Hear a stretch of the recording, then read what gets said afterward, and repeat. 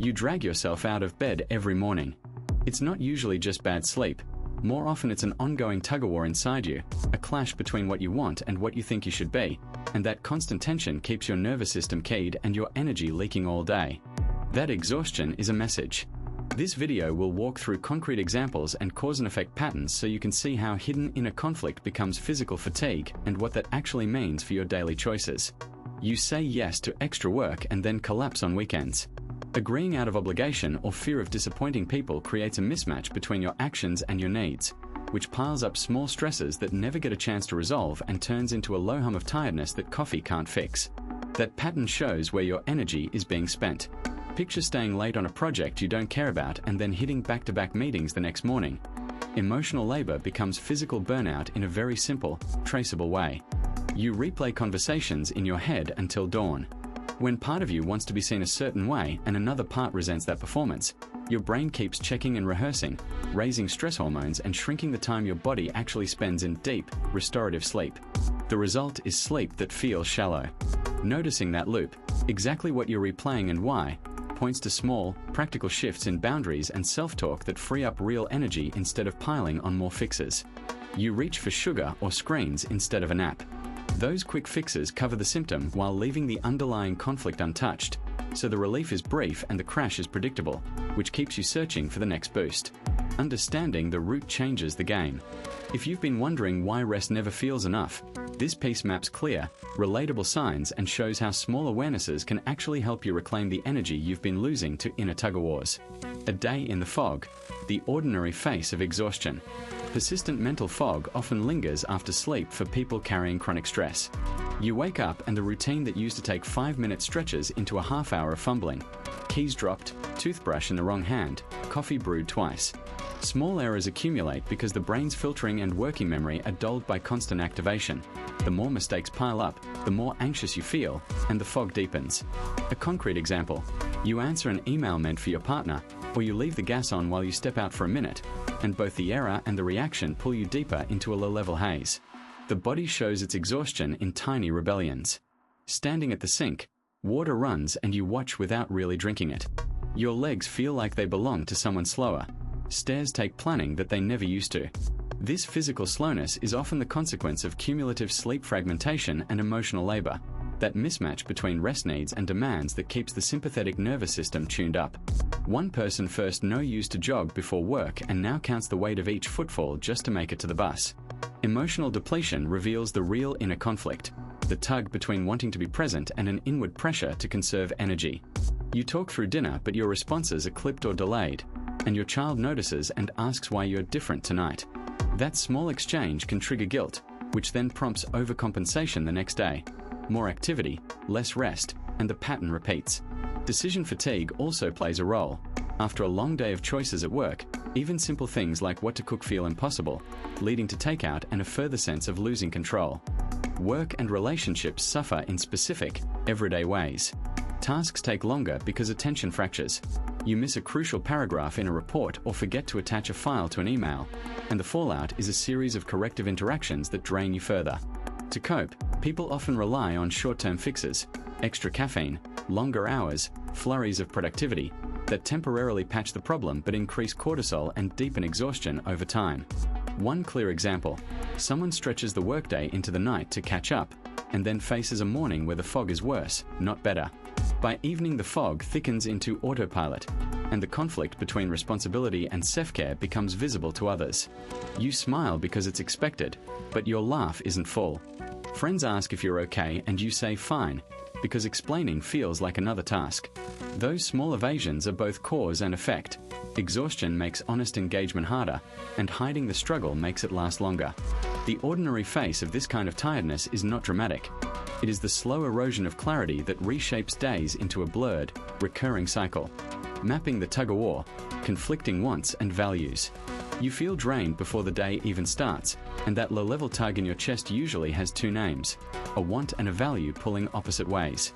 Cognitive dissonance and decision fatigue are common causes. When your actions don't line up with what you say matters, your brain spends extra energy reconciling the mismatch. For example, a junior manager who prides himself on being the dependable teammate will say yes to late projects, while a part of them that values family time wants to leave by 6. The back and forth saps focus and leaves them exhausted by evening. There's a tension when immediate comforts clash with longer-term aims. Staying up late to scroll social feeds feels like relaxation in the moment, but undermines your stated value of health and focus the next day. A concrete case: a graduate student who values deep learning but also relies on part-time shifts for rent ends up switching between work, reading, and shallow sleep. The constant context switching creates a steady drain that looks like exhaustion but is actually accumulated conflict. Small daily choices reveal the map of the tug-of-war if you pay attention. You might notice the places where you repeatedly negotiate with yourself: meal choices, calendar commitments, responses to texts, or whether to accept new projects. A freelance photographer, for instance, may advertise artistry and creative exploration while taking a flood of commercial gigs to pay bills.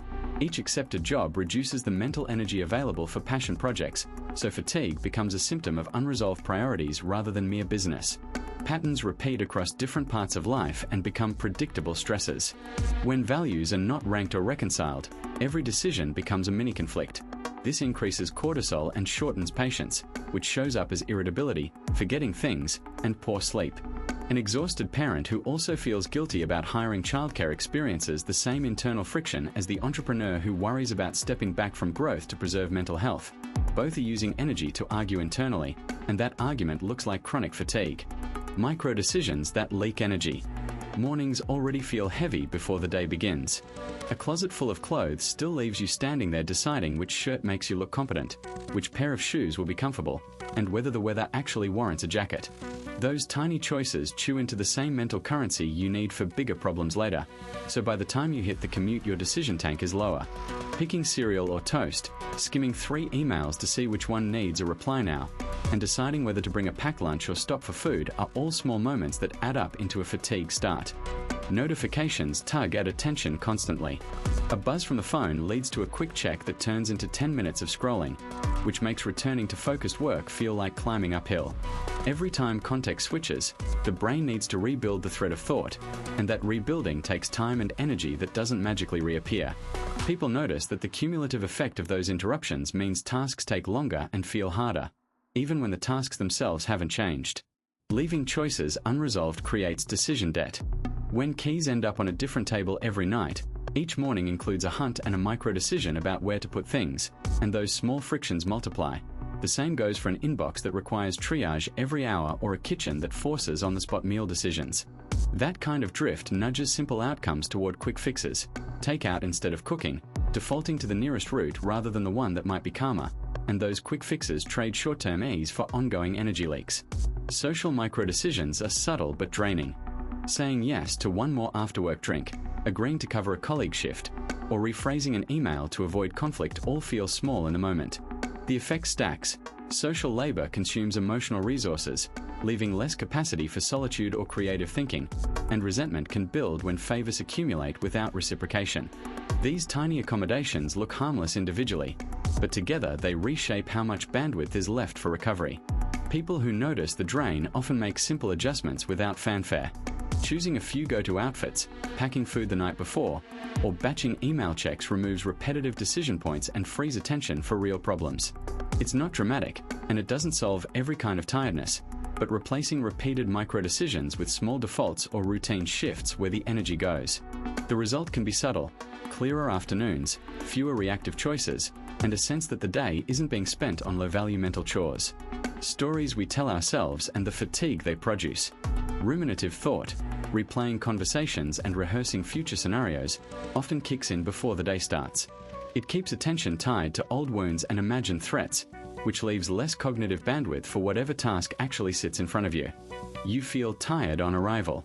That early drain comes from the same limited pool of working memory and focus you need for problem solving and simple decision making, so the morning already begins with a deficit.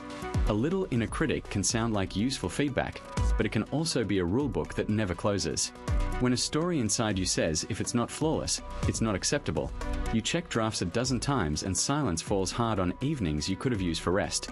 The small rituals born from that story, rewriting emails, rewording texts, rerunning conversations in your head, pile up and make tasks take longer and feel heavier. Over weeks, those habits erode sleep and patience, and the fatigue then justifies the original rule: You must try harder because you're failing. There is a tension between needing rest and fearing its consequences. One part of you wants the couch and a break, and another part interprets that break as a moral failing, labeling it lazy or irresponsible. That conflict forces constant negotiation in your head, rationalizing time, tallying duties, deciding if you truly deserve a pause, and the negotiation itself is tiring. Evenings become fragmented, not restful. The cost is a blunted ability to concentrate and a sense that your inner governor is always on duty. Stories that insist on certainty or predict every outcome make planning feel like survival work. When you believe control comes only from foreseeing every problem, you over-prepare and then lie awake mapping what IFS instead of sleeping. A project manager who drafts 5 contingency plans before a meeting often arrives exhausted and less creative. The habit of turning ambiguity into crisis keeps your nervous system keyed up and steals energy you would otherwise spend on relationships, play, or clear thinking. Small shifts that reduce inner conflict and restore energy. Waking up exhausted after a full night of sleep often signals that your mind is carrying unfinished negotiations, not just tired muscles. The mental tug-of-war between what you say you want and what you actually spend time on consumes real energy. For example, someone who talks about finishing a novel but spends evenings answering work emails ends the day depleted and farther from the manuscript. When small practical shifts happen, like choosing one creative block to protect for 3 mornings a week, people report more momentum and less friction without needing dramatic life changes. Making dozens of tiny decisions drains the same reserve you need for meaningful work. Simple daily choices, what to wear, what to eat, which thread to answer first in an inbox, add up and leave you with less willpower by late afternoon. A software designer first stopped deciding about lunches every day by prepping 3 options on Sunday. The result was fewer lunchtime stumbles and more focus for coding sessions. Reducing trivial choices creates a ripple effect. Fewer micro-decisions means clearer energy for the decisions that matter. Agreeing outwardly while feeling differently inside creates a slow, persistent leak in your energy tank. Smiling through extra assignments or nodding along in meetings when you're inwardly resistant leads to rumination and tension that follows you home. One project manager began jotting a single sentence in the moment, first felt pressured to accept that task, and noticed the evening replay of events quieted down. Naming the tension in small, concrete ways breaks the loop and lowers the background noise that keeps you activated. Doing the wrong kind of task at your natural peak is another subtle source of burnout. For instance, forcing creative brainstorming into an afternoon filled with interruptions turns it into a slog and leaves you feeling flattened afterward. A UX researcher shifted routine so that interviews and focused analysis happened when attention was clearest, and administrative emails were bundled into a less demanding slot. Productivity became less about slogging and more about fit, and energy bounced back more quickly after work sessions. Constant digital friction and the absence of tiny recovery rituals steal stamina without dramatic signals. Notifications, fragmented attention, and back-to-back meetings make it hard to repair focus between demands. Someone first coached began taking 2-minute screen-free walks between calendar blocks and found that decisions felt sharper and evening fatigue softened.